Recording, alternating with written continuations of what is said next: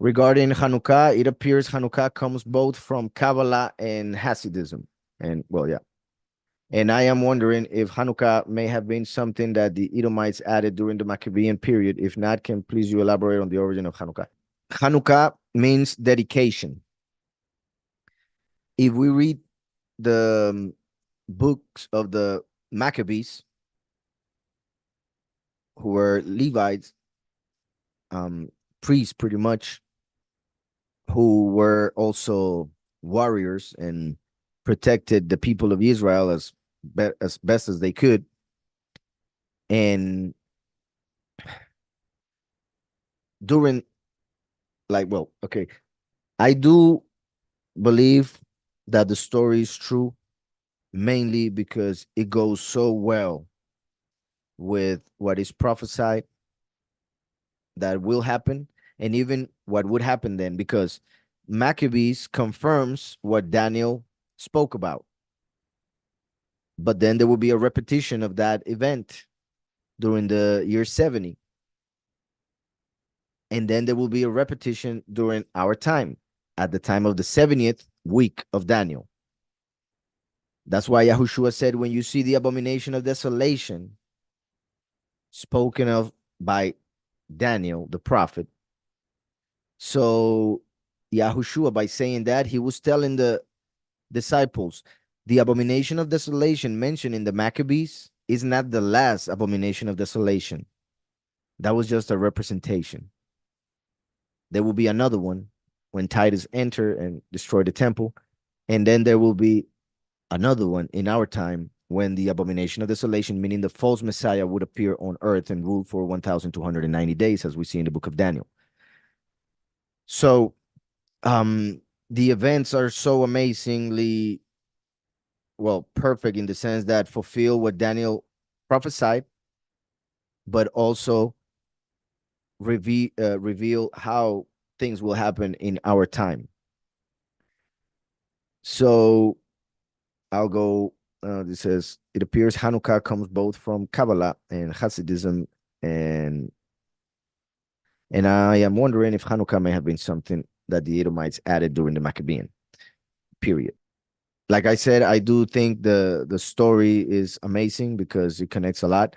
And to explain why Hanukkah came to be, when Antiochus took the temple, he brought a pig to be sacrificed on the 25th of the 10th month of the Greek calendar, which then eventually would become December. This is from DS, which is 10. So December was originally the 10th month. Then it became the 12th. That's why October should be 8. November should be 9. December should be 10. And September should be 7th, right? So they moved it 2 months. But in the Hebrew calendar, it was the 25th of the 9th month. So he brought into the temple a pig. Interestingly enough, in Latin, pig is pronounced Zeus.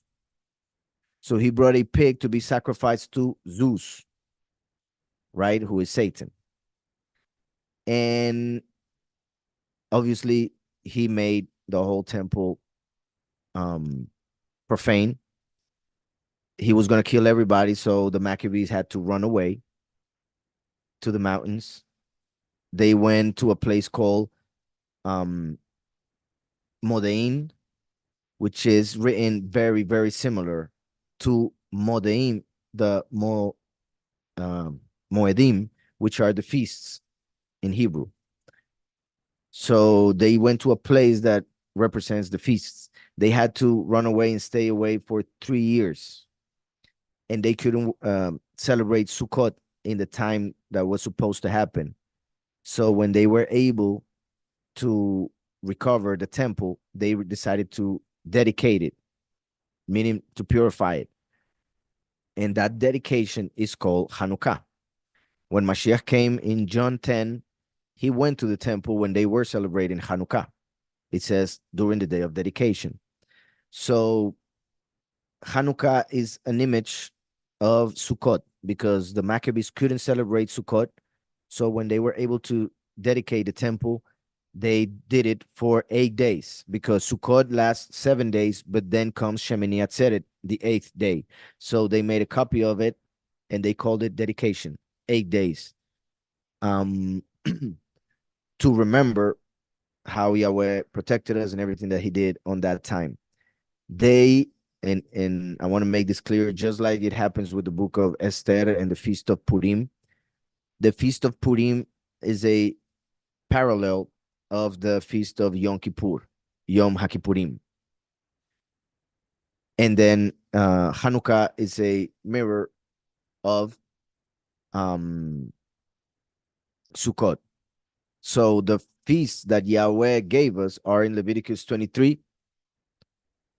And then through leaders of the people, it was told to the people that we should remember those days of Purim and Hanukkah. So there are many connections, very many interesting things regarding those feasts and how they connect to those other feasts of Yahweh.